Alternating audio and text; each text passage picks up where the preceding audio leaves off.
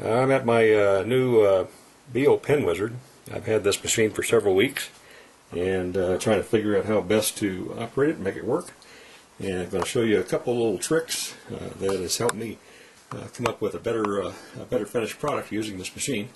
In particular, it's really important that the machine be tied down well and not move or vibrate when you're making your cuts. So I've included a couple of additional L brackets here and just tied those in with the machine, and then another L bracket here in the back on the other side. So this machine is basically not going to go anywhere. It's on there pretty tight. And I'm also using some clamps to clamp it to my table.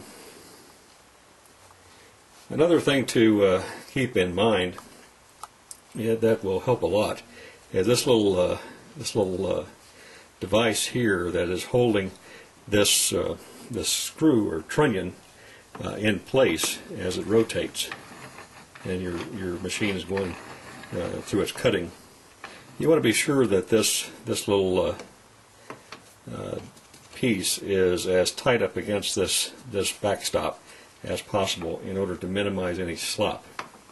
If this piece is even a fraction of an inch in that direction, leaving a gap between the inside edge of this metal piece and the backstop here, then this is going to have some slop in it, which is going to result in an uneven cut, a wavy cut, when you do your spiraling or your sine waving on this machine.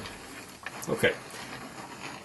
Another thing you want to consider as you're going through setting up your machine is getting the proper burrs and some burrs that will really work.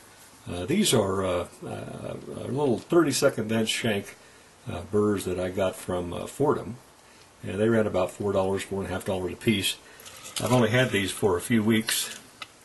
They come in all different kinds of shapes and sizes, but they're all 32nd of an inch, and they're also solid carbide.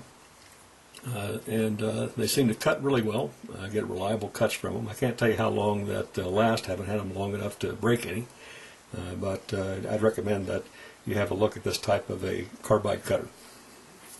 And lastly, I'm using a Fordham rather than a Dremel, and I just seem to like the Fordham better. I think one of the things I like about it is that the weight that's on this mechanism is less than it would be if it were a Dremel.